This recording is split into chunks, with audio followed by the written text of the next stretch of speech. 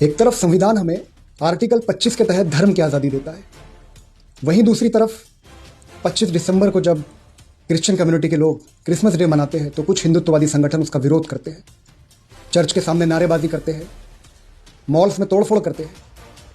इस वक्त हमारे साथ है एडवोकेट अक्षय समर सर।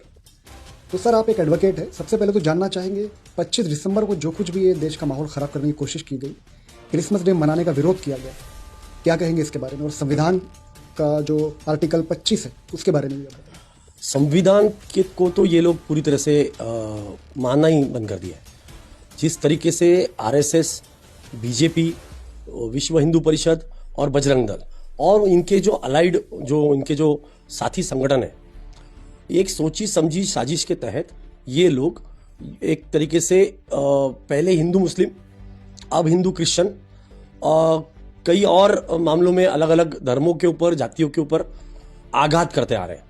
ये सिर्फ कोई क्रिश्चियन या क्रिसमस का मामला नहीं है।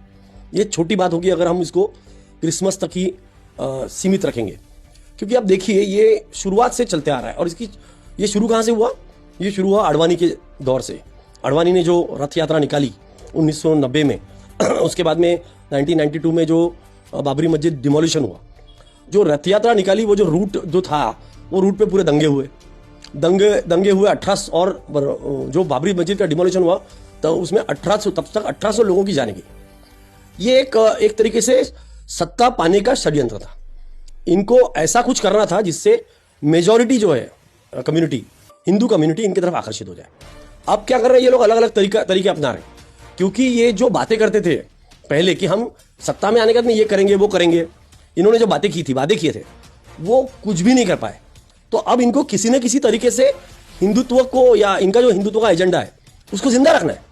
तो ये कभी आप देखते होंगे कि दिल्ली में जो फार्मर्स एजिटेशन हुआ उसमें पंजाबी लोगों, सिख लोगों ने ज़्यादा हिस्सा लिया, उनको इन्होंने खालिस्तानी बताया। तो सिखों के खिलाफ ये गए, ये क्रिश्चियंस के ऊपर इस चर्च के ऊपर ये करते हैं, हमला करते हैं कि भाई ये कन्वर्सन करते हैं। मुस्लिमों के खिलाफ तो इनकी शुरुआत से जो रणनीति है वो खिलाफ की रही है, राइट फ्रॉम 1925 जब से इनका आरएसएस बना। सावरकर के कई स्टेटमेंट्स हैं और सभी लोगों के स्टेटमेंट्स हैं कि कैसा हमको अंग्रेज चाहिए पर हमको मुस्लिम के खिलाफ लड़ना है, अंग्रेजों के खिलाफ नहीं लड़ना है। तो ये जो है ये इसी का नतीजा है कि आज जो है अलग अलग तरीके से ये लोग कभी क्रिश्चियंस, कभी मुस्लिम्स, कभी सिखों के खिलाफ, और फिर हिंदू में भी कभी दलितों के खिलाफ, कभी आदिवासियों के ऊपर कैसा हमला हो रहा है देख लीजिए।